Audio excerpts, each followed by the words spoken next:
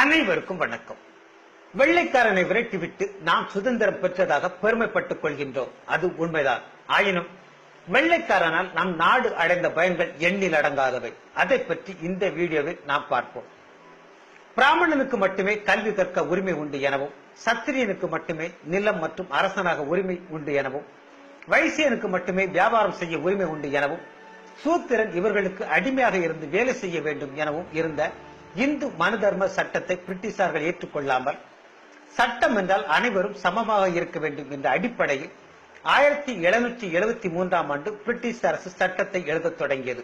அதன் விளைவாக சத்திரியர்கள் மட்டுமே சொத்து வைத்துக் கொள்ள உரிமை இருந்ததை 1795 அனைவரும் சொத்தை வாங்கிக் கொள்வதற்கான உரிமை வழங்கப்பட்டது. 1804 பெண் சிசு கொலை தடுப்புக்கான அரசாணை வெளியிடப்பட்டது. 1813 கொத்தடிமைகள் ஒழிப்பு சட்டம் கொண்டு வரப்பட்டது. பிராமண பெண்ணை கெடுத்த சூத்திரன் கொல்லப்பட வேண்டும். இந்து மனு சட்டம் 7 374 375. ஒரு பிராமணன் காம இச்சை தர சூத்திர பெண்ணோடு உறவு கொள்ளலாம். ஆனால் அதன் விளைவாக குழந்தை பிறந்து உயிரோடு இருந்துவிட்டால் பிணம் போன்றதே ஆகும். இந்து மனு சட்டம் 9 178.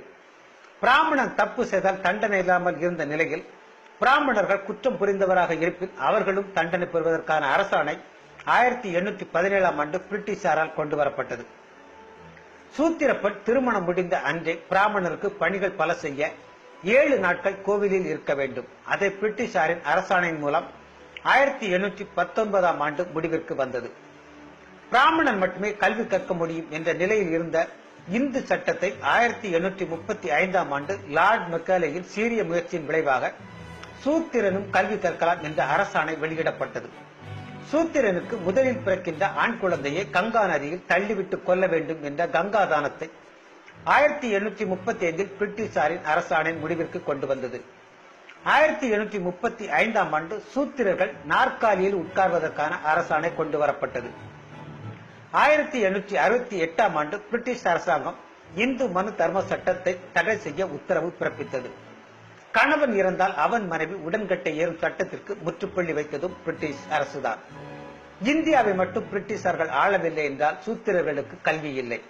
சூத்திரனின் அடிமை சங்கிலியை உடைத்த பிரிட்டிஷாரின் நற்பணிகளை நன்றியுடன் நினைவு கூறுவோம். கொஞ்சம் அவசரப்பட்டுத்தான் சுதந்திரம் வாங்கிவிட்டோம். இன்னும் ஒரு 50 வருடங்கள் கழித்து வாங்கியிருக்கலாம். அதற்குள் நாடு முழுவதும் உள்ள அத்தனை நதிகளையும் இணைத்து விட்டிருப்பான் அந்த வெள்ளைக்காரன். நாம் தான் கூவத்தை கூட தூர்வாராத கூமுட்டைகளாயிற்றே.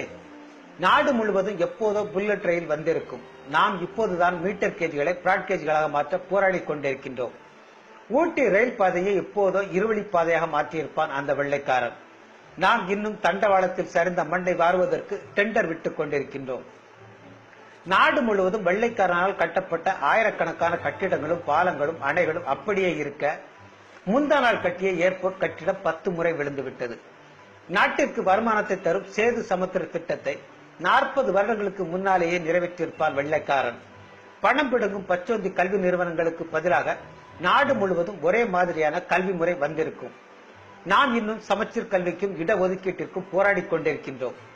வெள்ளைக்காரனால் அடிமைப்பட்ட அத்தனை நாடுகளும் இன்று உச்சத்தில் இருக்க, நம் நாடு மட்டும் பாதுகாப்பின்றி வயிற்று பசிக்கும் வாழ்க்கை பசிக்கும் மக்களை பறிகொடுத்துக் கொண்டிருக்கிறது. அடித்து வாங்க சக்தி இல்லாமல் அழுது வாங்கிய சுதந்திரம் என்பதால் ஆளாளுக்கு விளையாடி அக்கறையின்றி தூக்கி எறிந்து கொண்டிருக்கின்றோம். மண்ணுக்கு மட்டுமே சுதந்திரம் வாங்கினோம், மக்களுக்கு வாங்க தவறிவிட்டோம்.